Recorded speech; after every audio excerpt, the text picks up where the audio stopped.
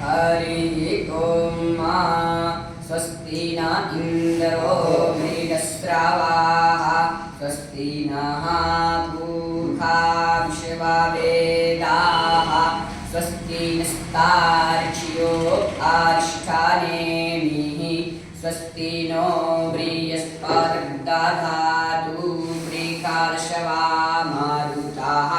कृष्णिमाताराः सुहञ्जावानो विदधे कुजवाः अग्निजिह्वा मानवाः सूरचक्षसो विषवेनो देवा आवसागमन्निः भद्रं कर्णेभिः श्रेयामदेवा भद्रं पश्येमाक्षाविद्याजतराः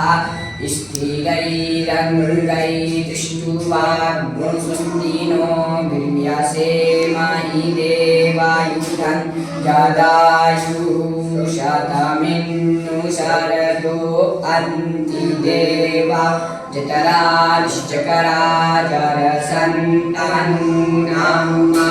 उदरासो जगरापितरो भवन्ति मानोपधिया कथायुर्ग्रन्थोः आदिव्यौरादितिरन्तरिक्षमदितिर्माता सा पिता सा पुत्रः विश्वे देवा आदितिः पञ्चजना आदिविज्ञाता आदिविज्ञातवम्मा